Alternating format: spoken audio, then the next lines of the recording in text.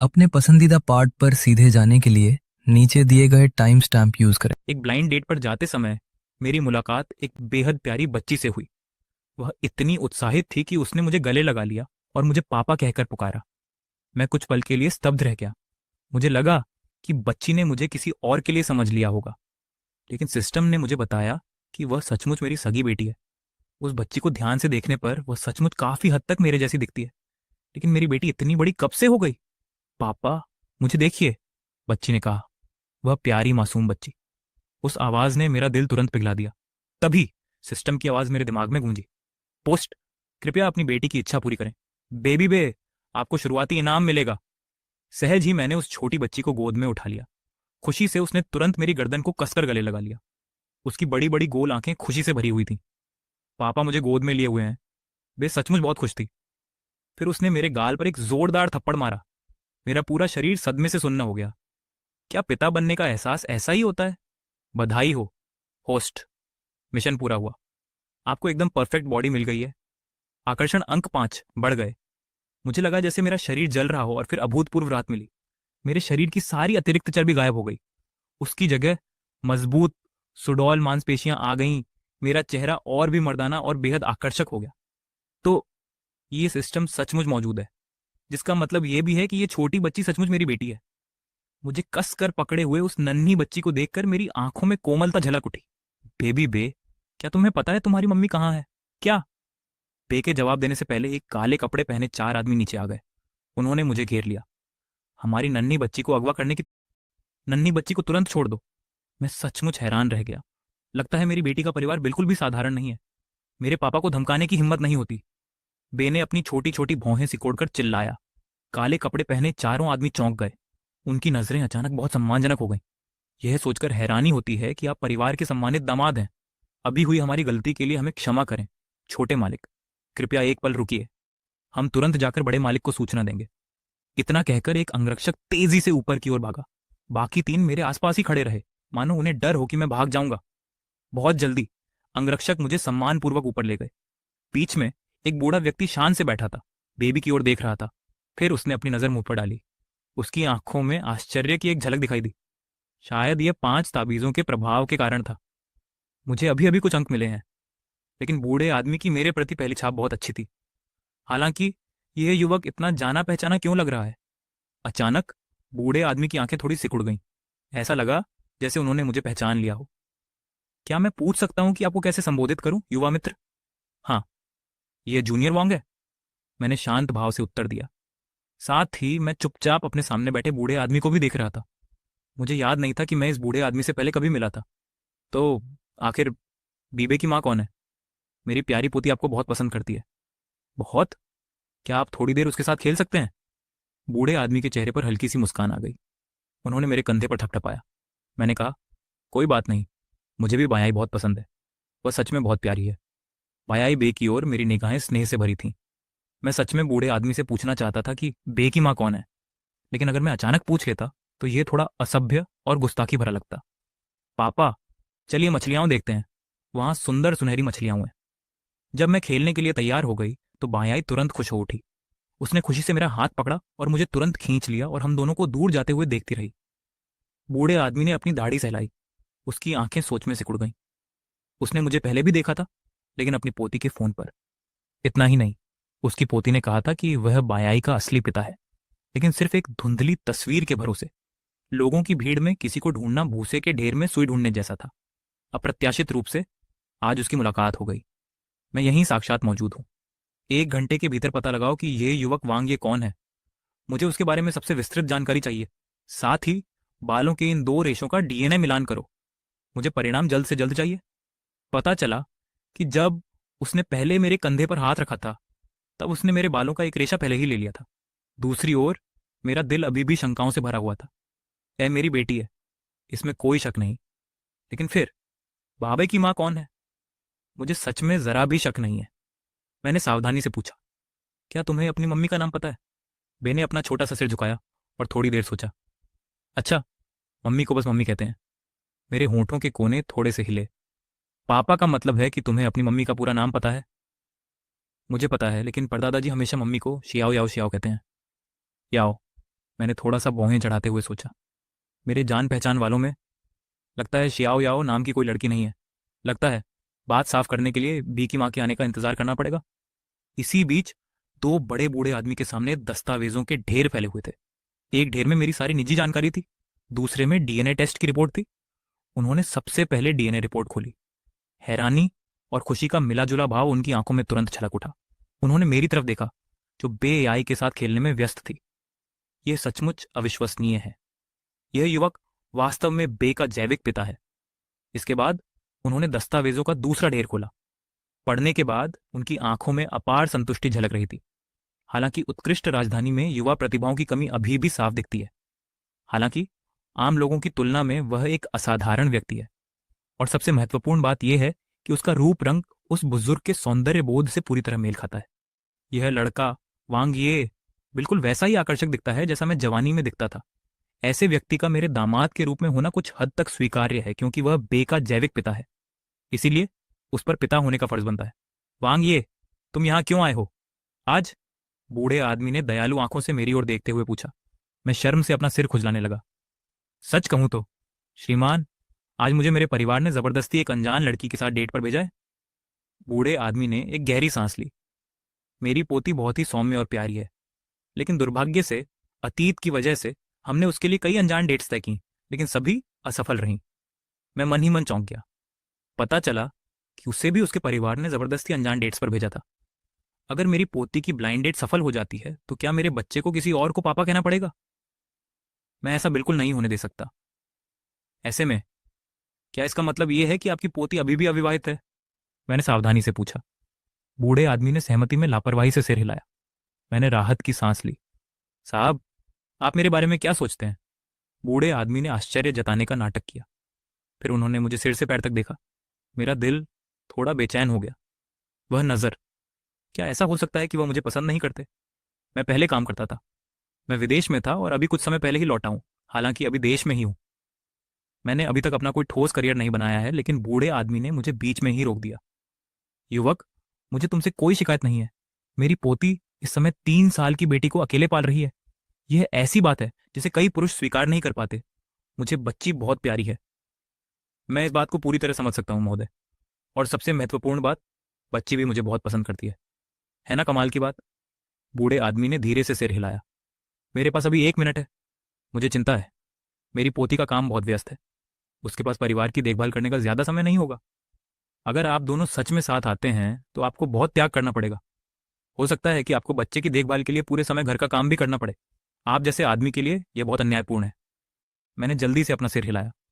मुझे परिवार में यह कोई बड़ी समस्या नहीं लगती। हमेशा कोई ना कोई ऐसा होना चाहिए जो त्याग करने और घर के लिए ज्यादा समय देने को तैयार हो। अगर उसका काम सच में आपको रोक रहा है, तो अगर वह घर के कामकाज से मुक्त हो जाए तो मैं बच्ची ई की देखभाल की जिम्मेदारी उठाने के लिए पूरी तरह तैयार हूं। बूढ़े आदमी की आंखों में एक तेज समझदारी भरी चमक दिखाई दी। अगर आप इन दोनों बातों को मान लें तो यह सचमुच बहुत अच्छी बात है। हालांकि इस बारे में मुझे अपनी पोती की राय लेनी होगी। अगर वो मान जाए तभी मैं आप दोनों की मुलाकात का इंतजाम कर सकता हूं। मैंने राहत की सांस ली। महोदय, आप बे की माँ को क्या कहकर बुलाते हैं? उनका नाम क्या है? मेरा उपनाम यून है। बस उन्हें बुलाइए। मैं दादा यून हूँ। मेरी पोती की बात छोड़िए। जब आप दोनों मिल लें तब खुद पता कर लीजिएगा। मैं उनके निजी मामलों में ज्यादा दखल नहीं दे सकता। मैंने सहमति में सिर हिलाया। भावनाओं का सैलाब उमड़ पड़ा। तो आखिरकार मुझे बी की माँ से मिलने का मौका मिलने वाला है। तभी मेरी माँ ने वांग ये को बुलाया। तुम तो बड़ी हो, है ना? हिम्मत कैसे हुई ये कहने की कि तुम्हारा एक गुप्त बच्चा है?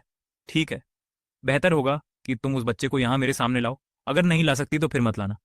फिर कभी इस घर में अपना चेहरा दिखाने की जहमत भी मत उठाना। बहुत शर्मिंदगी महसूस हुई। पहले वाली ब्लाइंड डेट वाली लड़की ने मेरी मम्मी को मेरे बारे में बता दिया होगा। क्या ये दादी की आवाज़ है? बेटा, मुझे दादी से बात करनी है। दादी, क्या आप सुन रही हैं बेटा? मेरे बॉयफ्रेंड ने पुकारा। वो प्यारी मासूम आवाज़ मेरी मम्मी के कानों तक पहुंची, जिससे वो एकदम जम गई। तुम छोटे शैतान, यहाँ क्या हो रहा है? क्या ये छोटी लड़की वही बेटी है जिसका तुमने अभी जिक्र किया था?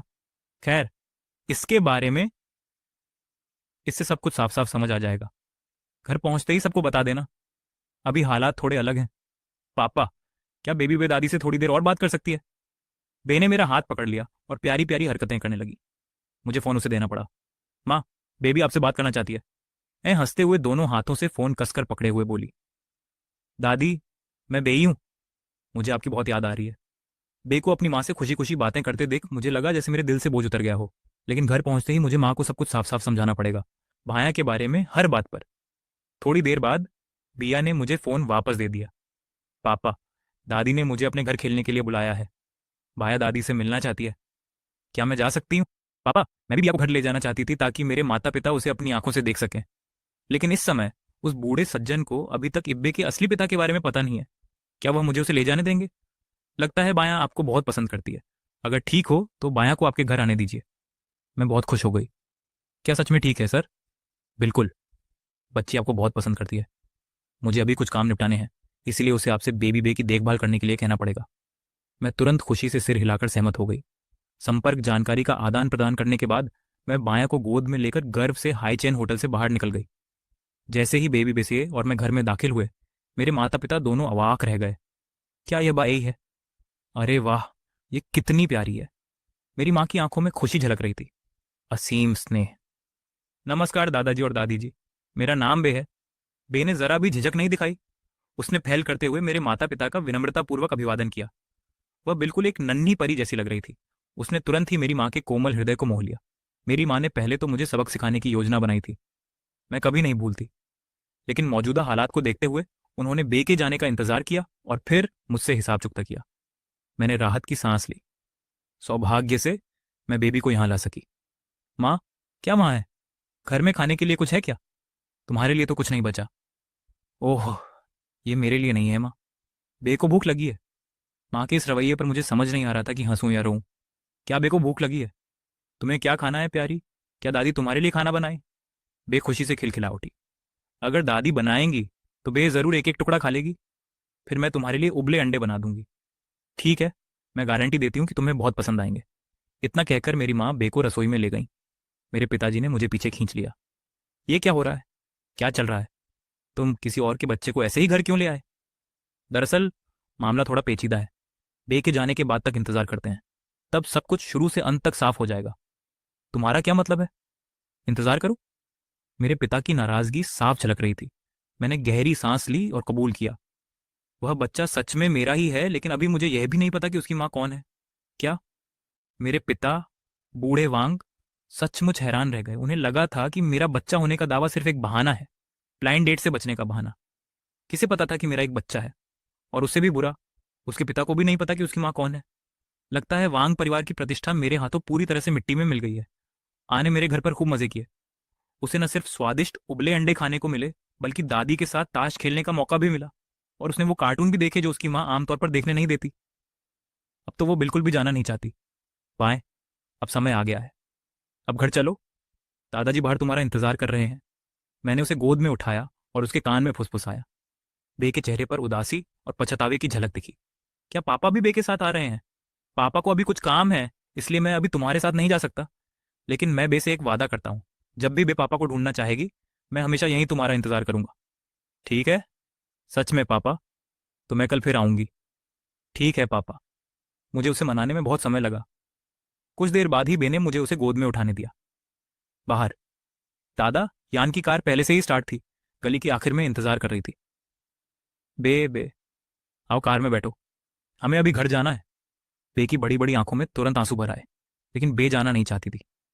पापा, मैंने आपको ढूंढने के लिए बहुत मेहनत की। मेरा दिल टूट गया। मैंने धीरे से बे के गालों से आंसू पोंछे।